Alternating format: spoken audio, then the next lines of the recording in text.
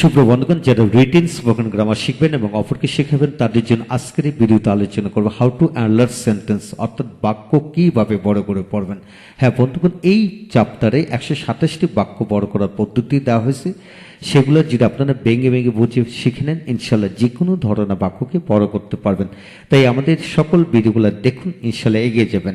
আজকের এই ভিডিওটি খান মেথড এ complete book of written spoken English grammar এই বই থেকে নেওয়া হয়েছে। এই বইটির উপর ইতিমধ্যে 1000-এর অধিক ভিডিও লেকচার তৈরি করে ফেসবুক, ইউটিউবে দেওয়া হয়েছে। সেগুলো দেখুন, প্রতিটি ভিডিও আপনাদের কাছে আসবে এবং ভালো লাগবে। এখন আসেন, আজকে আমরা 96 নম্বর নিয়মটি নিয়ে আলোচনা করব। তবে কিভাবে পড়বেন, কিভাবে শত শত বাক্যাংশ তৈরি করে পড়া যায় এবং বাক্য তৈরি করে পড়া যায়, সেই সকল বিষয়টি এখন বুঝে নেন। যেমন এখানে লক্ষ্য করেন, আইনযুক্ত ভার্বের পড়বে মাই, আওয়ার, ইউর, হিজ, দেয়ার, অর্থাৎ প্রনাউনের পজিটিভ ফর্ম, তারপর এ এন ডি তার মানে আর্টিকেল, তারপর my, our, your, his, any, many, few, some, few, এই ধরনের শব্দ বসিয়ে তারপর শেষে নাউন বসিয়ে বাক্যাংশ তৈরি করে এবং বাক্য তৈরি করে পড়া যায়। তো কিভাবে পড়বেন লক্ষ্য করেন। যেমন এ রিডিং রুম, একটি পড়ার ঘর, একটি পড়ার ঘর। এখানে যদি বলা হয় দি রিডিং রুম, রিডিং, যে এ রিডিং বুক, একটি পড়ার বই, এ রিডিং রুম, একটি পড়ার ঘর, এ রিডিং ক্লাস, একটি পড়ার শ্রেণীকক্ষ। তো এখানে আবার দি বসে পড়া যায়, দি রিডিং বুক, পড়ার বইটি, দ্য রিডিং রুম, পড়ার রুমটি, দ্য রিডিং রুম, পড়ার রুমটি। তো এখানে আসুন, টু রিডিং বুকস, অর্থাৎ দুটি পড়ার বই, থ্রি রিডিং বুকস, তিনটি পড়ার বই, সাম রিডিং বুকস, কিছু পড়ার বই, ফিউ রিডিং বুকস, কিছু পড়ার বই, মেনি রিডিং বুকস, অনেক পড়ার বই। হ্যাঁ বন্ধুগণ, এইভাবে আপনারা এনি, মেনি, ফিউ, আবার মাই বসাতে পারেন। মাই রিডিং বুক, আমার পড়ার বই, মাই রিডিং রুম, আমার পড়ার রুম, মাই স্লিপিং বেড, আমার ঘুমানোর বিছানা, মাই স্লিপিং বেড, আমার বিছানা, মাই স্লিপিং রুম, আমার ঘুমানোর কক্ষ।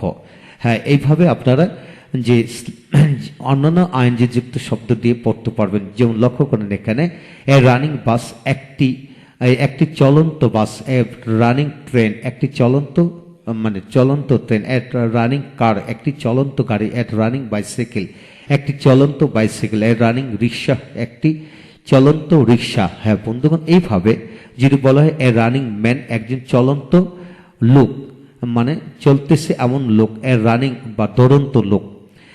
এ রানিং বয়, একটি দৌড়ন্ত ছেলে, এ রানিং অফিস, একটি চলতেছে এমন একটি অফিস, এ রানিং স্কুল, একটি চলমান অফিস, এ রানিং স্কুল, একটি চলমান স্কুল, এ রানিং কলেজ, একটি চলমান কলেজ, অর্থাৎ চলতেছে, ক্লাস করা হচ্ছে, কাজকর্ম করতেছে এমন। এ রানিং ফ্যাক্টরি, একটি চলমান ফ্যাক্টরি, এ রানিং মার্কেট, একটি চলমান বাজার, এ রানিং রোড, একটি চলমান রাস্তা, অর্থাৎ রাস্তা দিয়ে মানুষ চলতেছে এমন কিছু। হ্যাঁ বন্ধুগণ, এইভাবে আপনারা এখানে যে কোনো ধরনের যানবাহনের নাম বসাতে পারেন। যে কোনো অফিস, আদালত, স্কুল, কলেজ, যে কোনো নাম বসে কিন্তু পড়তে পারবেন।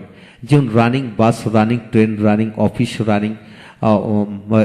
Running institution, running market, running road, যে কোনো ধরনের শব্দ বসাতে পারেন। আবার ব্যক্তিবাচক শব্দ বসাতে পারেন। এ রানিং বয়, একটি চলন্ত দৌড়ন্ত ছেলে, এ রানিং গার্ল, একটি দৌড়াচ্ছে এমন একটি মেয়ে, এ রানিং ওয়ার্কার, একটি দৌড়াচ্ছে কর্মকর্তা, একটি দৌড়ন্ত কর্মকর্তা। হ্যাঁ, এইভাবে পড়তে পারবেন। তারপর আসেন এ ড্রাইং ম্যান, একটি মুমূর্ষু বা মরে যাচ্ছে এমন লোক, এ ড্রাইং কাউ, একটি মরে যাচ্ছে গরু। তাই a drying man, a drying teacher, a drying of family, একটি মরে যায় এমন, অর্থাৎ শেষ হয়ে যাচ্ছে এমন একটি পরিবার। এ ড্রাইং ফ্যাক্টরি, অর্থাৎ একটা ফ্যাক্টরি প্রায় মৃত অবস্থা, অর্থাৎ ফ্যাক্টরি মারা যায়নি, কিন্তু ফ্যাক্টরি অবস্থানটা প্রায় মৃত। তো এইভাবে ড্রয়িং এর পরে যে কোনো ধরনের ব্যক্তি মানে প্রতিষ্ঠান যে কোনো কিছু এখানে বসাতে পারেন, অর্থাৎ মরে যাচ্ছে এমন বা শেষ হয়ে যাচ্ছে এমন। অর্থাৎ যদি বলা হয় ড্রয়িং অফিস, অর্থাৎ কি একটি ড্রয়িং অফিস মানে কি অফিস শেষ হয়ে যাচ্ছে বা ফ্যাক্টরি শেষ হয়ে যাচ্ছে, মানুষ শেষ হয়ে যাচ্ছে, বাজার শেষ হয়ে যাচ্ছে, এইভাবে ড্রাইং রিভার অর্থাৎ কি একটি নদী মারা যাচ্ছে, অর্থাৎ নদীতে পানি নেই এমন একটা অবস্থান। ড্রাইং কর্নফিল্ড একটি শস্য, অর্থাৎ মারা যায় এমন একটি শস্য ক্ষেত, অর্থাৎ শস্য ক্ষেতে সবকিছু যেন মারা যাচ্ছে এইভাবে। ড্রাইং এনভায়রনমেন্ট অর্থাৎ একটি মৃত অবস্থান, প্রায় এরকম একটি পরিবেশ, অর্থাৎ পরিবেশে একটা ঘোলাটে পরিবেশ, এরকম বোঝানো হলো ডাইং দিয়ে। হ্যাঁ, এইভাবে আপনারা পড়তে পারেন। তারপর এ কলেজ রিডিং গার্ল একটি কলেজ পড়ুয়া মেয়ে, একটি কলেজ পড়ুয়া মেয়ে। এ কলেজ টিচিং টিচার, এ কলেজ টিচিং টিচার একটি কলেজে পড়ায় এমন একটি ব্যক্তি, কলেজে পড়ায় কি এমন একটা ব্যক্তি, অর্থাৎ এ টিচিং ম্যান, এ টিচিং ম্যান অর্থ হবে একজন পড়ায় এমন একটা ব্যক্তি। এ টিচিং পারসন, মিস্টার কামাল যে টিচিং পারসন, অর্থাৎ দ্যাট মিনস টিচার, টিচারকে বোঝানো হলো তিনি একজন টিচিং পারসন, পড়ায় এমন একজন ব্যক্তি। এ টিচিং ম্যান, এ টিচিং স্টুডেন্ট একটা অর্থ কোনো ছাত্র পড়ায় এমন একজন ছাত্র, এ টিচিং ম্যান। তারপর আসেন মাই ওয়ার্কিং প্লেস আমার কাজের স্থান, মাই ওয়ার্কিং অফিস আমার কাজের স্থান, মাই ইউর ওয়ার্কিং প্লেস তোমার কাজের স্থান, হিজ ওয়ার্কিং প্লেস তার কাজের স্থান, দেয়ার ওয়ার্কিং প্লেস তাদের কাজের স্থান।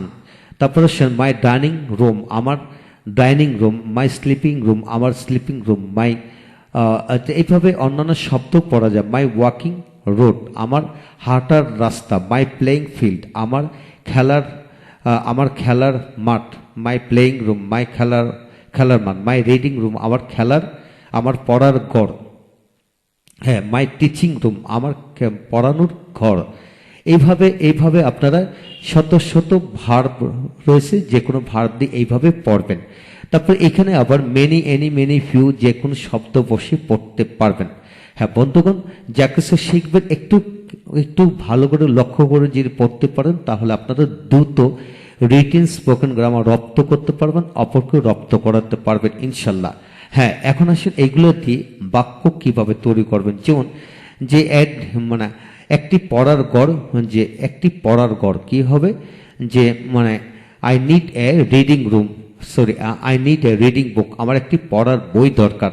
আই নিড এ সেলিং বুক আমার একটি বই বিক্রি করা, একটি সেলিং বই অর্থাৎ সেল করে এমন একটি বই, যে আমার একটি সেল করে এমন একটি বই দরকার। I need a selling book, I need a reading book, I need a reading room আমার একটি পড়ার রুম দরকার।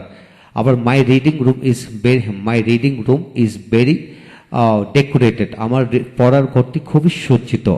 মাই sleeping room is very comfortable আমার ঘুমানোর ঘরটি খুবই আরামদায়ক। My working place is very comfortable আমার কাজের স্থানটি খুবই কমফোর্টেবল।